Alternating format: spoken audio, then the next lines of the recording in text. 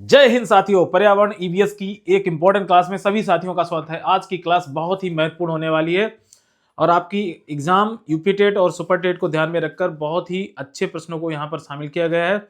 तो आइए आज की क्लास में हम सभी साथी देखते हैं प्रश्न को क्या दिया है। निम्नलिखित में कौन सा शीतोष्ण घास के मैदान प्रदेश नहीं है? देखिए ऑप्शन दिया है कंपास घास, बी ऑप्शन डाउन्स, प्रेरीज और पंपास। सबसे इंपॉर्टेंट बात है, जो घास के मैदान होते हैं वो निम्न दो प्रकार के होते हैं, उष्णकटिबंधीय घास के मैदान और शीतोष्ण घास के मैदान। तो आइए समझते हैं कि शीतोष्ण घास के मैदान और उष्णकटिबंधीय घास के मैदान क्या है। देखिए आपको याद रखना है सवाना घास के मैदान, ये हमारे जो हैं उष्णकटिबंधीय घास का एक प्रकार है। और आपको पता होगा सवाना घास के मैदान कहाँ है, तो पूर्वी अफ्रीका में पाए जाने वाले ये क्या होते हैं, घास के मैदान होते हैं। इन्हें कहा जाता है, प्रश्न बनता है बड़े शिकारों की भूमि। याद रखना दोस्तों, बड़े शिकारों की भूमि किसे कहा जाता है, तो आपको याद रखना है ये कहा जाता है, आपको सवाना के घास के मैदानों को कहा जाता है बड़े शिकारों की भूमि। और ये कहां पर स्थित है, तो आपको याद रखना है ये हमारा पूर्वी अफ्रीका का क्षेत्र है जहां पर सवाना घास के मैदान पाए जाते हैं। कंपास घास आपने सुना होगा, ब्राजील जहां पर अमेजन नदी बहती है आपकी, वहां पर कंपास घास के मैदान पाए जाते हैं। ये भी आपके क्या है, उष्णकटिबंधीय घास के मैदान के उदाहरण है। लानोज आपने देखा होगा, लानोज घास के मैदान कहाँ पाए जाते हैं, तो ये हमारा वेनेजुला देश में पाया जाता है। वेनेजुला का भी केस आप जानते हो, राष्ट्रपति को लेकर अमेरिकन जो राष्ट्रपति ट्रंप ने वहां के राष्ट्रपति पर क्या किया था, ये सबको पता होगा। तो लानोज घास के मैदान कहाँ पाए जाते हैं, तो ये वेनेजुला देश में पाए जाते हैं। और खासकर यहाँ पर मुद्दा हमेशा गर्म रहता है पेट्रोलियम अन्न भंडारों को लेकर। सेलवास घास के मैदान मोस्ट इंपॉर्टेंट क्वेश्चन है, कई बार एग्जाम में बना है, सेलवास घास के मैदान कहाँ पाए जाते हैं। तो सेल्वा की वनस्पतियां आप जानते हो, सेल्वा घास के मैदान जो हमारे हैं ये कहाँ पाए जाते हैं, ये हमारे पाए जाते हैं ब्राजील में। आपको पता होना चाहिए ब्राजील देश में घास के मैदान पाए जाते हैं। और इसी सेल्वा घास के मैदान अमेजन नदी के किनारे जो जंगल है आपका, कहाँ आपको याद होगा, अमेजन के जंगल जिन्हें विश्व का फेफड़ा कहा जाता है। अमेजन के जंगलों को क्या कहा जाता है, विश्व का फेफड़ा कहा जाता है। और वहां पर कौन सी घास देखने को मिलती है, तो आपको याद होना चाहिए सेल्वा घास के मैदान देखने को मिलती है। फिर आप आ जाते हैं शीतोष्ण घास के मैदानों की यदि बात करें, तो यहाँ पर पंपास घास के मैदान जो आपके हैं ये कहाँ पर हैं, तो ये अर्जेंटीना देश में है। साथ ही स्टेपी की बात करें, स्टेपी घास के मैदान कहाँ पर हैं, तो आपको पता है एशिया, जिसमें आपका भारत भी है, और चाइना और रूस के जो क्षेत्र में जो घास के मैदान पाए जाते हैं मोस्टली ये कैसे हैं, शीतोष्ण घास के मैदान है। पंपास हमारा अर्जेंटीना देश में, आप जानते हो दक्षिणी अमेरिका का वह देश जिसमें पंपास घास पाई जाती है, वो आपका अर्जेंटीना है। साथ ही वेल्ड, सभी लोग जानते हो, यहाँ से कई बार प्रश्न बना है, वेल्ड घास के मैदान दक्षिणी अफ्रीका में पाए जाते हैं। जबकि पूर्वी अफ्रीका में कौन घास के मैदान, सवाना घास के मैदान। और ये आपके क्या है, शीतोष्ण घास के मैदान।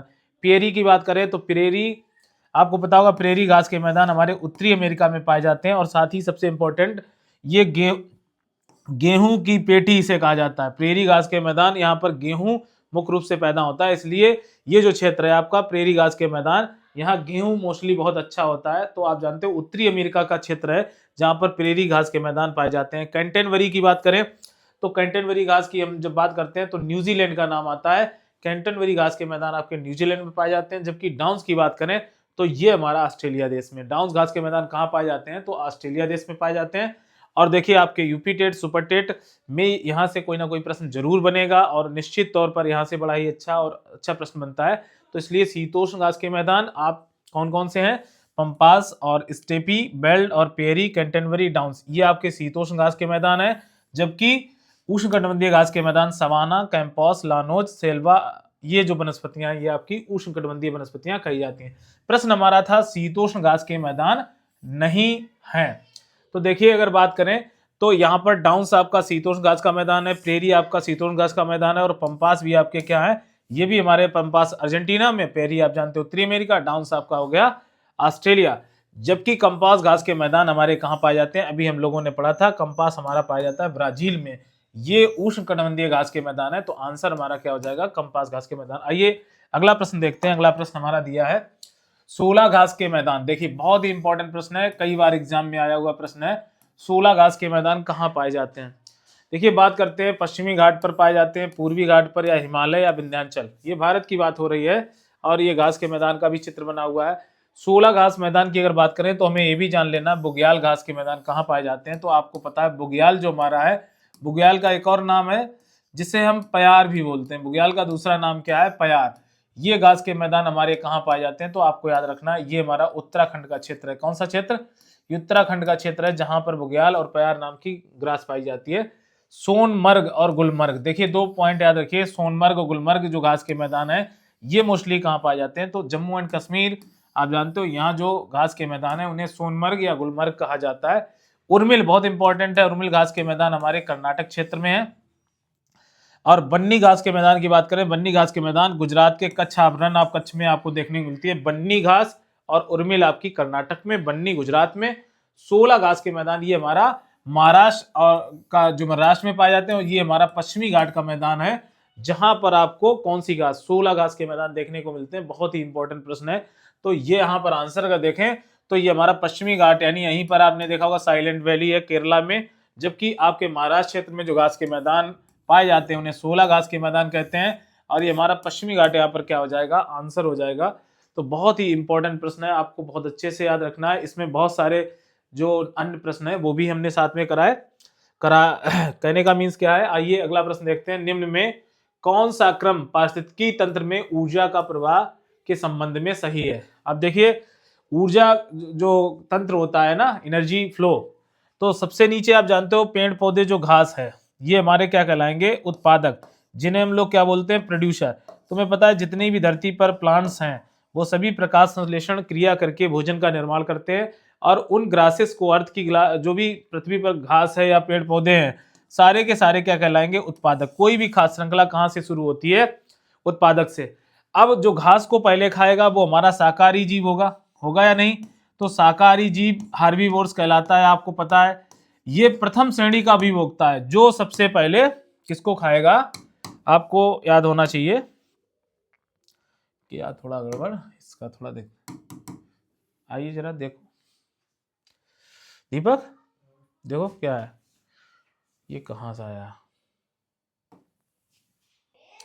उत्पादक को खाने वाले देखिए जो होते हैं उन्हें हम, उत्पादक को खाने वालों को हम क्या बोलते हैं? उपभोक्ता बोलते हैं। आप जानते हो उपभोक्ता कितने प्रकार के होते हैं? तो निम्नलिखित प्रकार के उपभोक्ता होते हैं। प्राथमिक उपभोक्ता, और द्वितीय उपभोक्ता, तृतीय उपभोक्ता, और चतुर्थ श्रेणी उपभोक्ता, या आप बोल सकते हैं उच्च स्तर उपभोक्ता। तो यहाँ पे जो आपकी खाद्य श्रृंखला दी हुई है, इसमें घास को खाने वाला कीट है, तो ये प्राथमिक उपभोक्ता है। जो कीट को खाएगा, यानी फ्रॉग खा रहा है, यहाँ पर फ्रॉग है, और फ्रॉग किसको खा रहा है? कीट को, तो ये द्वितीय श्रेणी उपभोक्ता कहलाएगा। क्या कहलाएगा? द्वितीय श्रेणी।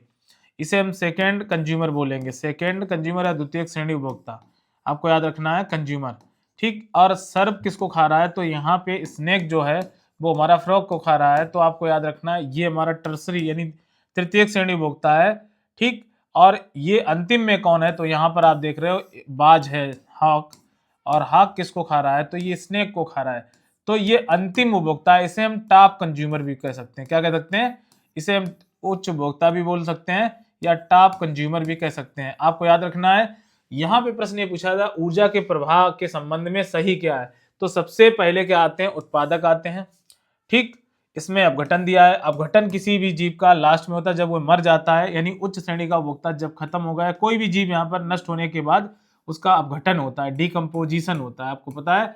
और डिकम्पोजर हमारे क्या जीवाणु कवक है, डिकम्पोजर, ठीक। तो यहाँ पे क्या है? अपघटन बिल्कुल नहीं होगा, उपभोक्ता लास्ट में दिया, तो ये वाला तो खत्म हो गया। अपघटक पहले आ गया, कभी अपघटक पहले नहीं आते हैं किसी भी खाद्य श्रृंखला में। उत्पादक, उपभोक्ता और अपघटक, तो सबसे मैंडेटरी आपकी जो यहाँ पर जो चीज है वो ये बनेगी, सबसे पहले उत्पादक आएंगे, फिर उपभोक्ता यानी प्रथम श्रेणी, द्वितीय श्रेणी, तृतीय श्रेणी, और लास्ट में जब जीव जंतु मरते हैं तो उनका होता है अपघटन, तो उसके ऊपर होंगे कवक और जीवाणु। तो ये वाले आपका ऑप्शन एकदम सही होगा, तो आपको याद रखना। आइए अगला प्रश्न देखते हैं। नेक्स्ट प्रश्न दिया है, निम्नलिखित में से कौन सा जैव मंडल का और कौन अजैविक घटक नहीं है, ठीक। तो यहाँ पर ये पूछा गया अजैविक घटक नहीं है। देखिए अजैविक घटक यहाँ पर कौन नहीं है ये हमें जानना है। प्रोटीन है आपका, ठीक, मृदा है, कवक है, और फास्फोरस है।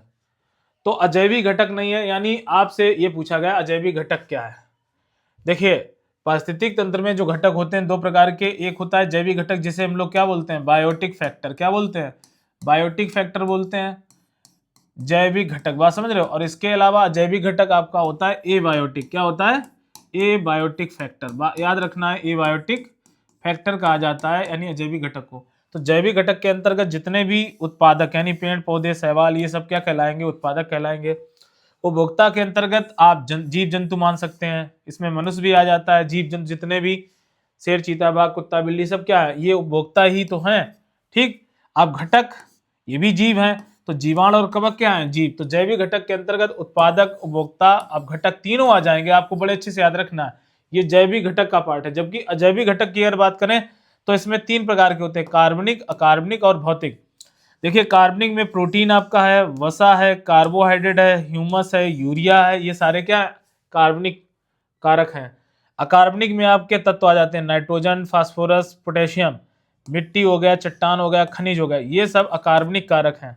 ठीक, अजैविक घटक का भाग यानी मृत। एबायोटिक फैक्टर को हम नॉन लिविंग फैक्टर भी बोलते हैं, नॉन लिविंग निर्जीव घटक जिसे बोलेंगे, तो नॉन लिविंग फैक्टर हो गया। और ये आपका बायोटिक फैक्टर हमारा कैसा है, लिविंग फैक्टर है। कैसा है, लिविंग फैक्टर है, आपको याद रखना है, इसे लिविंग फैक्टर भी कहा जाता है। तो लिविंग फैक्टर के अंतर्गत आपके उत्पादक उपभोक्ता घटक आते हैं, जबकि नॉन लिविंग में आपकी वायु हो गया, एयर, बादल का बनना, ये भी क्या है, भौतिक घटक है। तापमान, टेम्परेचर, ठीक, वायुमंडलीय दाब, ये सारी चीजें आ जाती हैं। वर्षा हो गया इसमें। तो अब आपको यहाँ पर प्रश्न में छांटना है कौन इसमें जीवित घटक है, जैविक घटक का भाग कौन है। तो कवक यहाँ पर क्या है, जंतु है ना, तो कवक हमारा फंजाई क्या है, जंतु है, तो ये जैविक घटक का पार्ट है। ठीक, आपको याद रखना है। जबकि मिट्टी क्या है, निर्जीव है, अजैविक घटक है। प्रोटीन अजैविक है, निर्जीव है। फास्फोरस निर्जीव है। तो आंसर यहाँ पर हो जाएगा कवक। अगला प्रश्न देख लेते हैं। अगला प्रश्न बहुत ही बेहतरीन प्रश्न है। घास भूमि क्षेत्र के परितंत्र की खास श्रृंखला में सबसे उच्च स्तर के उपभोक्ता होते हैं। तो उच्च स्तर के उपभोक्ता कौन कहलाएंगे, शाकाहारी जीव कहलाएंगे, मांसाहारी कहलाएंगे, जीवाणु कहलाएंगे, या मांसाहारी शाकाहारी दोनों हो सकते हैं। तो देखिए उच्च स्तर पर अगर खास श्रृंखला दिया गया, खास सबसे उच्च स्तर के उपभोक्ता को हम क्या होते हैं, तो ठीक, तो जैसे कोई खास श्रृंखला, यहाँ पर पेड़ पौधे हैं, पेड़ पौधों को खाने वाले ये देखो कीट दिखाए गए हैं, कीट को खाने वाला ये हमारा फ्रॉग है। ठीक, मतलब मीन्स मेढक, और या इसी कीटों को खाने वाली लिजार्ड हो सकती है। ठीक, ये खास श्रृंखला, ये खास जाल दिया हुआ है। इसी लिजार्ड को खाने वाला देखो ये बड़ा सा स्नेक बना है, और ये चूहे को भी खा सकता है। लिजार्ड भी इंसेक्ट को खा सकती है, चूहा भी इंसेक्ट को खा सकता है। और इस सर्प को खाने वाला देखो ऊपर क्या है, सर्व, ये सबसे ऊपर है, इसे हम क्या बोलेंगे, उच्च उपभोक्ता। क्या बोलेंगे, उच्च उपभोक्ता। याद रखिए, उच्च उपभोक्ता कैसा जीव होगा, ये सर्वाहारी भी हो सकता है। कैसा हो सकता है, सर्वाहारी भी हो सकता है, और मांसाहारी भी हो सकता है।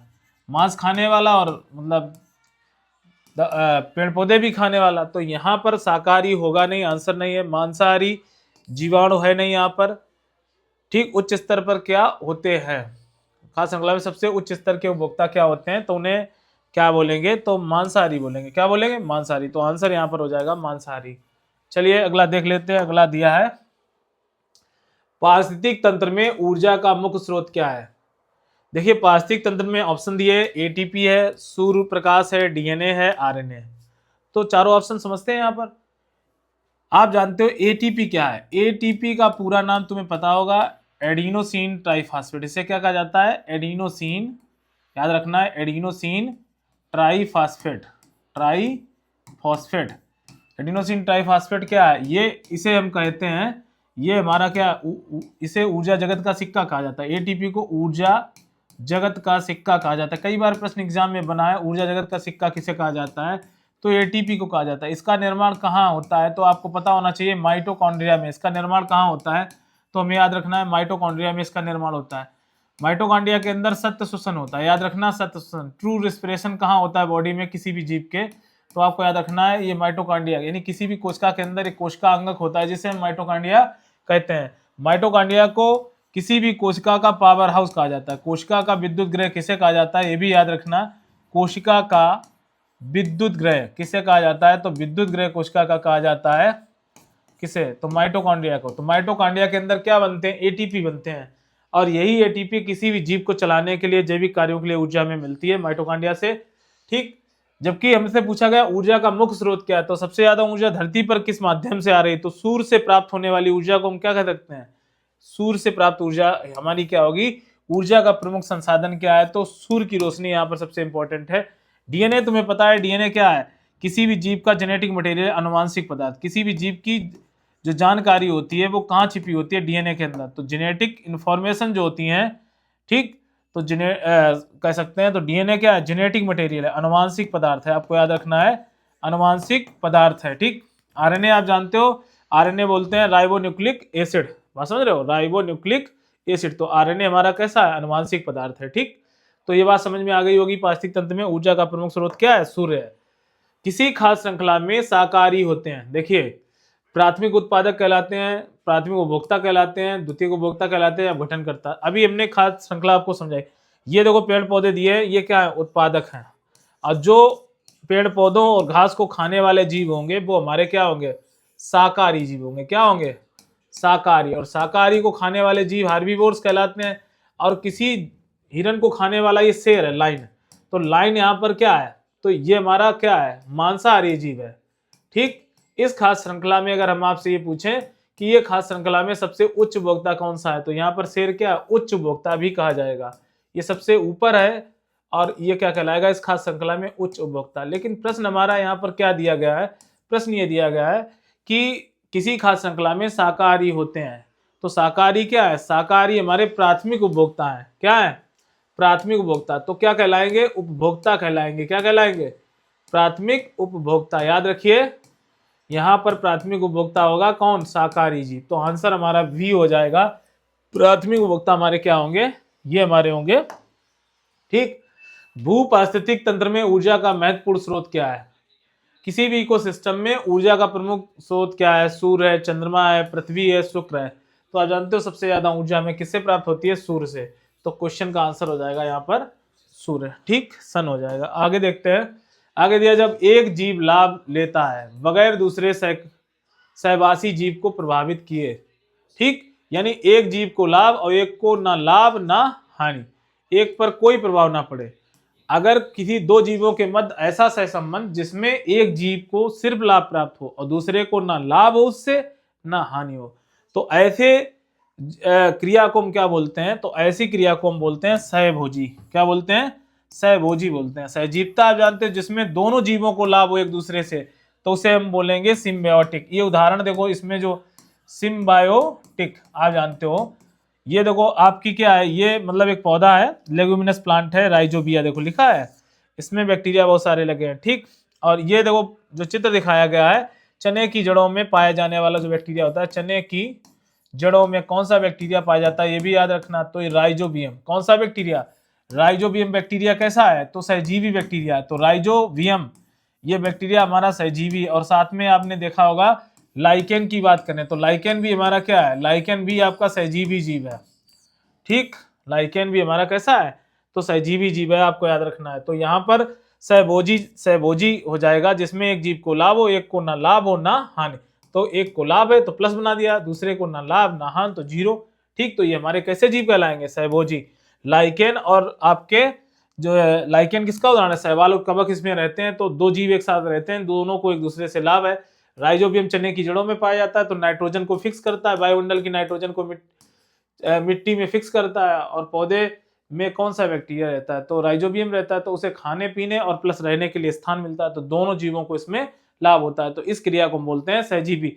पैरासाइट की बात करें तो पैरासाइट होता है दो जीवों के मध्य ऐसा संबंध जिसमें एक जीव को हानि होती है और दूसरे को सिर्फ लाभ होता है। तो ऐसी प्रक्रिया क्या कहलाती है, परजीवी। जब कोई जीव दूसरे जीव पर होस्ट के रूप में पाया जाता है तो उसे हम बोलते हैं पैरासाइट, ठीक, क्लियर। मृतोपजीवी आपको पता होगा, ऐसे जीव जंतु जो मृत सड़े गले पदार्थों से अपना भोजन प्राप्त करते हैं उन्हें मृतोपजीवी, सेप्रोफाइटिक कहा जाता है। तो यहाँ पर आंसर हो जाएगा कमेंसालिज्म या सहभोजी कहा जाएगा, जिसमें एक जीव को लाभ दूसरे को ना हानि ना लाभ। अगला प्रश्न दिया है, मोर सांप को खाता है, ठीक, क्लियर बात। सांप कीड़ों को खाता है, सांप कीड़ों को खाता है और कीड़े हरे पौधों को खाते हैं। तो मारे मोर का पोषण तल है, मतलब मोर कहाँ पर है, प्राथमिक उपभोक्ता है, अंतिम उपभोक्ता है, या प्राथमिक अपघटक है, या खाद्य पिरामिड है। देखिए ये खाद्य श्रृंखला दी गई है, हरे पौधे, कीड़े, सांप और मोर। तो उत्पादक हरे पौधे हो गए, कीड़े खा रहे हैं घास को या पौधों को, तो ये प्राथमिक उपभोक्ता हो गए, ठीक। अब कीड़ों को कौन खा रहा है, सर्प खा रहा है, तो द्वितीय उपभोक्ता हो गया। अब मोर सांप को खा रहा है तो ये तृतीय उपभोक्ता होगा, ठीक। तो अंतिम में है क्या चीज, तो अंतिम में मोर है, तो ये हमारा क्या कहलाएगा, प्राथमिक अपघटक होगा नहीं, ये काट दीजिए, अंतिम अपघटक होगा नहीं, प्राथमिक उपभोक्ता होगा नहीं।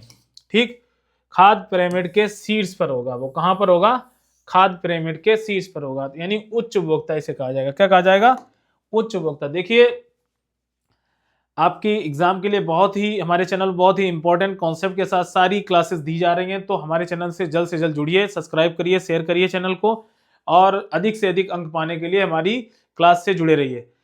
प्रश्न दिया है, किसी परितंत्र में तत्वों का चक्रण कहलाता है। देखिए तत्वों का चक्रण कहलाता है मांसाहारी, बिल्कुल नहीं होगा, सर्वाहारी नहीं होगा, शाकाहारी नहीं होगा। ठीक, ये तीनों ऑप्शन कट गए, बचा डेट्रीवोर, तो आंसर हो जाएगा यहाँ पर क्या, डेट्रीवोर। आइए अगला देखते हैं, निम्न में कौन सर्वाधिक उत्पादक पारिस्थितिकी के तंत्र में है। सर्वाधिक उत्पादक पारिस्थितिकी तंत्र में है, उष्णकटिबंधीय वर्षा वन, टुंड्रा बायोम, मरुस्थल, सवाना। कौन सर्वाधिक उत्पादक पारिस्थितिकी तंत्र में है, मतलब यहाँ पर ऐसी कौन चीज है जिसमें सबसे ज्यादा उत्पादक पारिस्थितिकी पाई जाती हो, तो सबसे ज्यादा पेड़ पौधे देखो ये दिखाई दे रहे हैं। ये ऐसा क्षेत्र कहाँ हो सकता है जहां अधिक बारिश हो, और जहां अधिक बारिश होगी तो वहां पर आप जानते हो सदाबहार वन पाए जाएंगे। तो ऐसा हमें उष्णकटिबंधीय क्षेत्र में वर्षा वन देखे जाते हैं, तो आंसर उष्णकटिबंधीय ट्रॉपिकल रेन फॉरेस्ट, इसे अंग्रेजी में बोलेंगे ट्रॉपिकल रेन फॉरेस्ट कहा जाता है। ट्रॉपिकल रेन फॉरेस्ट में सर्वाधिक पेड़ पौधे जीव जंतु पाए जाएंगे, तो सबसे ज्यादा बायोडाइवर्सिटी भी इस क्षेत्र में ही मिलेगी। आप जानते हो दुनिया में सर्वाधिक बायोडाइवर्सिटी किस देश में है, तो आपको पता है ये हमारे ब्राजील में। कहां पर है, तो ब्राजील में। ब्राजील में क्या है, ब्राजील में सबसे ज्यादा पेड़ पौधे जीव जंतु पाए जाते हैं अमेजन के जंगलों में। कहां पर, अमेजन के जंगलों में। तो याद रखिए अमेजन का जो वन है वहां पर सर्वाधिक जैव विविधता विश्व में पाई जाती है, अमेजन के जंगलों में, आपको याद रखना है। ठीक, बड़ा ही इंपॉर्टेंट प्रश्न है। आइए अगला प्रश्न देख लेते हैं। अगला प्रश्न दिया है, खाद्य श्रृंखला के परस्पर समूह को कहा जाता है। अब देखिए, अब खाद्य श्रृंखला एक है तो उसमें 4 5 6 जीव होंगे। अगर पूरे खाद्य श्रृंखला में कई सारे खाद्य श्रृंखलाएं बहुत सारी हैं, फूड चेन बहुत सारी पाई जा रही है। जैसे ये देखिए आप, ये क्या है, हरे पेड़ पौधे हैं, खाने वाले कीट हैं, कीट को मेढक खा रहा है, सर्प खा रहा है, फिर अंतिम रूप से बाज, और इसका लास्ट में क्या हो जाता है, अपघटन। तो ये घटन करता हो गया। अगर अब देखो क्या, ये घास है, घास को कौन खा रहा है, कीट भी खा रहा है। ठीक, ये दूसरा कीट खा रहा है इसको, फिर इसको कौन खा रहा है, मेढक खा रहा। इस वाले कीट को कौन खा रहा है, ये आपकी छिपकली खा रही है। छिपकली को कौन खा रहा है, सर्प खा रहा है। मेढक को कौन खा रहा है, सर्प खा रहा है। फिर ये सर्प किसके द्वारा खाया जा रहा है, हॉक के द्वारा, लेकिन मेढक डायरेक्टली किसके द्वारा खाया जा रहा है, बाज के द्वारा। और ये चूहा भी घास और इनको खाता है, तो इसको ये सर्प खा रहा है, चूहे को कौन खा रहा है, सर्प। तो इसमें क्या है, कई सारी खाद्य श्रृंखलाएं हैं, फूड चेन कई सारी हैं, तो इसे हम क्या बोलेंगे, खाद्य जाल बोलेंगे ना। तो इसमें देखिए खाद्य चक्र होगा नहीं, खाद्य जाल या मतलब खाद्य श्रृंखला, बायोम का पिरामिड। देखिए यहाँ पर जो आंसर हो जाएगा क्या हो जाएगा, खाद्य जाल। क्या बन जाएगा, खाद्य जाल बन जाएगा। चलिए अगला प्रश्न देख लेते हैं। अगला प्रश्न दिया है, निम्नलिखित में किस एक प्राणी को किसान का मित्र कहा जाता है। चींटी को, केचुए को, मधुमक्खी को, तितली को। तितलियों के लिए सबसे भारत में कौन सा पार्क है, आपको पता होना चाहिए, बन्नेरघट्टा राष्ट्रीय उद्यान तितलियों के संरक्षण के लिए जाना जाता है। बन्नेरघट्टा राष्ट्रीय उद्यान, देखो बन्नेरघट्टा राष्ट्रीय उद्यान कहाँ स्थित है, आपको याद रखना है। कहाँ पर, बन्नेरघट्टा राष्ट्रीय उद्यान हमारा उत्तराखंड राज्य में। कहाँ पर है, उत्तराखंड राज्य में, आपको याद रखना। उत्तराखंड राज्य में कौन सा, बन्नेरघट्टा राष्ट्रीय उद्यान है। तितलियों के लिए एकमात्र राष्ट्रीय उद्यान, आपको याद रखना, नेशनल पार्क। ठीक, आपने देखा होगा केचुआ पालन किया जाता है, तो उसे क्या बोलते हैं, बर्मी कल्चर। क्या बोलते हैं, याद रखना, यहाँ पर कई सारे प्रश्न बनते हैं। तो बर्मी कल्चर के अंतर्गत क्या, यहाँ पर केचुआ पालन होता है। याद रखना, केचुआ पालन को हम क्या बोलते हैं, तो बर्मी कल्चर कहा जाता है। बर्मी कल्चर के अलावा देखो एक और खास बात याद रखिए, केचुए से बनी हुई खाद को हम क्या बोलते हैं, बर्मी कंपोस्ट बोलते हैं। क्या बोलते हैं, बर्मी कंपोस्ट। केचुए की खाद को बर्मी कंपोस्ट कहा जाता है, याद रखना। बड़ा ही इंपॉर्टेंट प्रश्न है, कई बार एग्जाम में प्रश्न बना भी है। ठीक, मधुमक्खी हनी बी, इसे हम क्या बोलते हैं, एपीकल्चर। क्या बोलते हैं, एपीकल्चर। मधुमक्खी पालन को क्या कहा जाता है, तो एपीकल्चर। आपने रेशम कीट पालन को क्या कहा जाता है, यहाँ पर प्रश्न बनता है रेशम कीट पालन को। तो रेशम कीट पालन को हम लोग क्या बोलते हैं, सेरीकल्चर बोलते हैं। याद रखना, ये दोनों ही टर्म बहुत एग्जाम में आते हैं, सेरीकल्चर कहा जाता है। चींटियां जो होती हैं इनका अध्ययन कहाँ होता है? तो ये याद रखिए, चींटियों का अध्ययन जो होता है मरमैकोलॉजी, मरमैकोलॉजी के अंतर्गत चींटियों का अध्ययन किया जाता है। ठीक, याद रखना है इसको। और कीटों के अध्ययन को क्या बोलते हैं? यहाँ पर प्रश्न बन सकता है एंटोमोलॉजी। क्या बोलते हैं?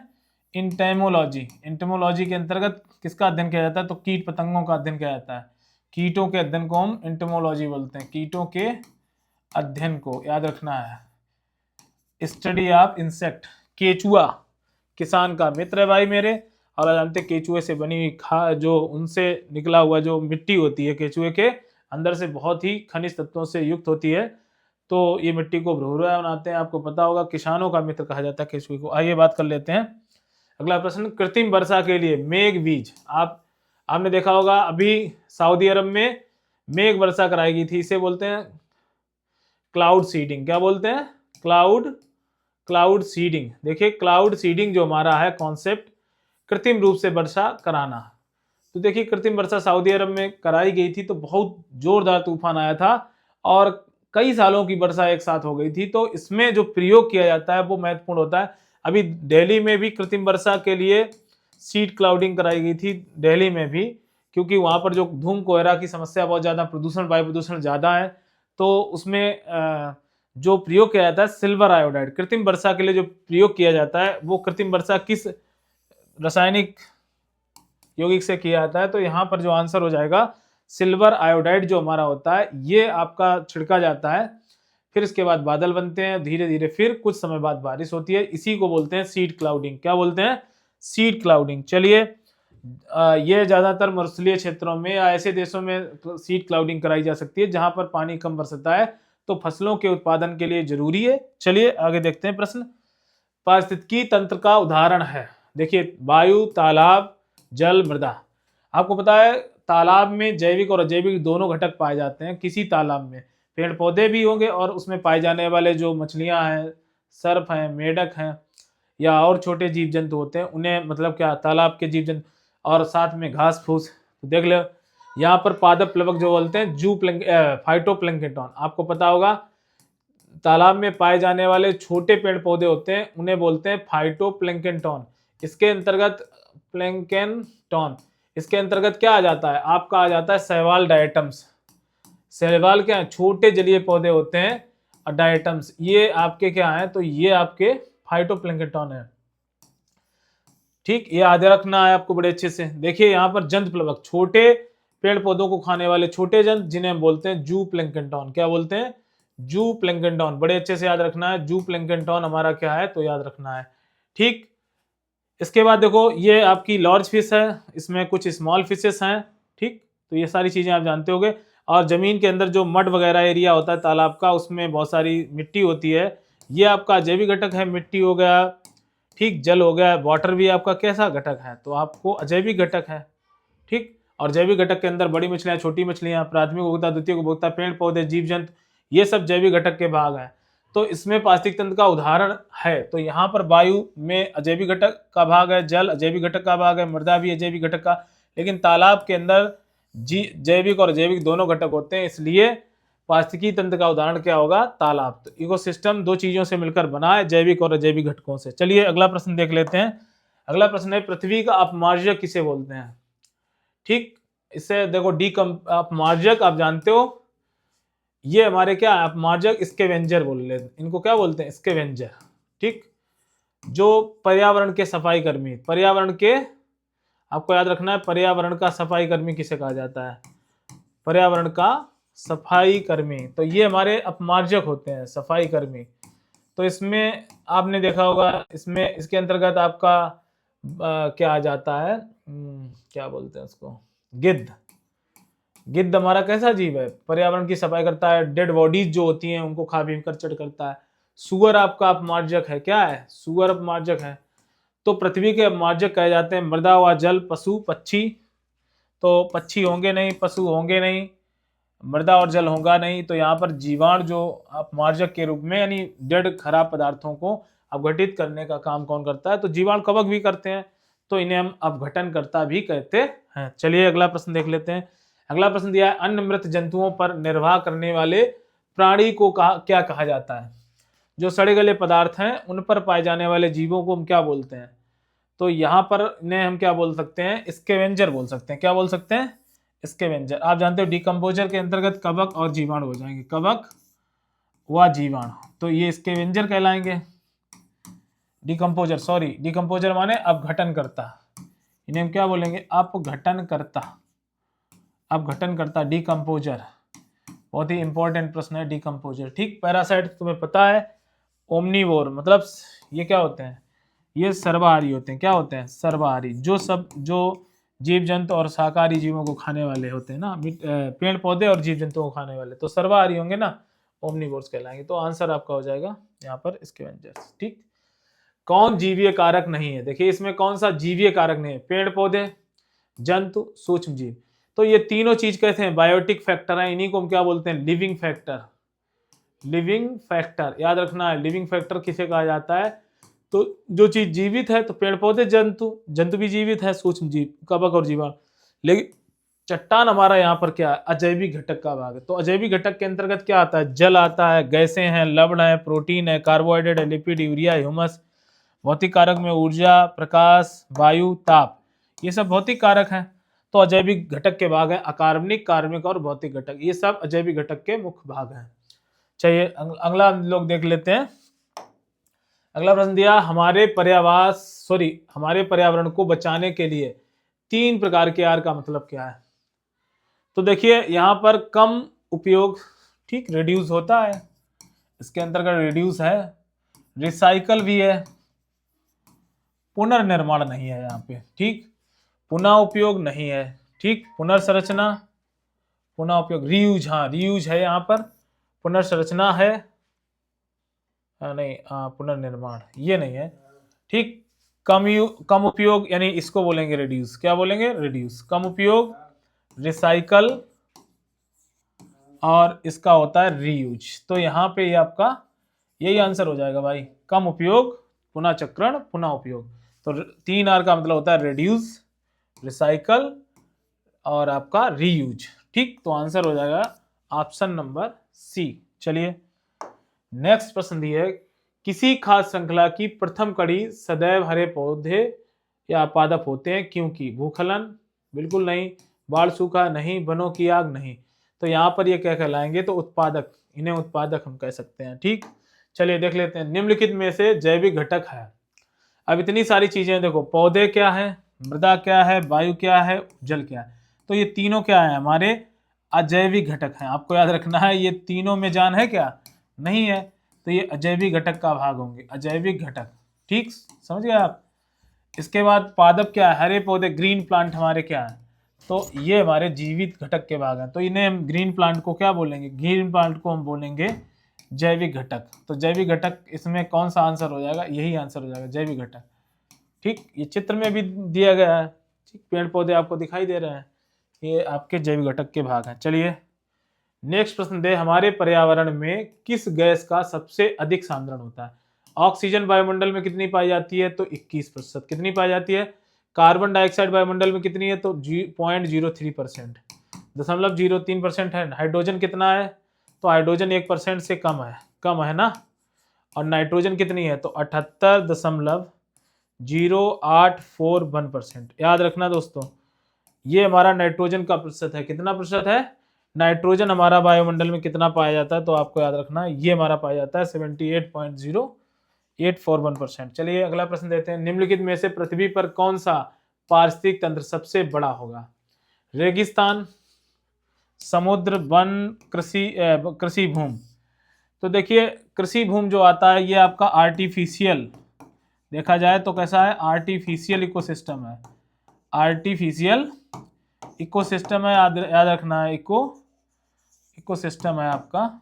ठीक, फॉरेस्ट आप जानते हो, फॉरेस्ट बड़े बड़े जंगल दुनिया में हैं, इसमें भी जीव जंतु पेड़ पौधे रहते हैं। रेगिस्तान, डेजर्ट में आप जानते हो नागफनी जैसे पौधे, कैसे बहुत कम जीव जंतु पेड़ पौधे पाए जाते हैं डेजर्ट में। पौधे आप जानते हो मोस्टली पत्तियां कैसी होती हैं? तो स्पाइन टाइप की होती हैं। लेकिन अगर सबसे बड़े बिग इकोसिस्टम की बात करें तो देखो, ये समुद्र का एक बड़ा सा अच्छा चित्र यहाँ पर दिखाई दे रहा है, रंगीन सा। तो इसमें कई प्रकार के जीव जंतु और वनस्पतियां पाई जाती हैं। तो धरती पे या पृथ्वी पर सबसे बड़ा जो पारिस्थितिक तंत्र का उदाहरण है, बिग इकोसिस्टम हमारा क्या है, समुद्र। जबकि एक छोटी बूंद, अगर ड्रॉप ऑफ वाटर की बात करें, एक छोटी बूंद में भी क्या हो सकता है, जीवन हो सकता है। जीवाणु, कवक, जीवाणु हो सकते हैं और अमीबा, पैरामीशियम, ग्लीना, छोटे पौधे हो सकते हैं। तो किसी भी बूंद का भी इकोसिस्टम हो सकता है, वो सबसे छोटा होगा, ठीक।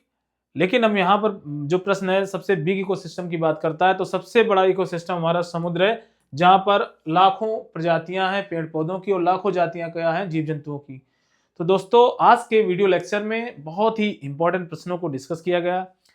हमारी क्लास जो भी है, आप यूपी टेट के लिए अगर पढ़ते हैं, आप ईवीएस या पर्यावरण को कह सकते हैं, ईवीएस को, तो यहाँ पर 30 आउट ऑफ 30 जो आपका उद्देश्य है, जो एम है, जो टारगेट है, उस टारगेट तक हम आपको ले जाएंगे और 30 आउट ऑफ 30 आप यहाँ पर मार्क्स करके हमारे चैनल से जाएंगे जरूर।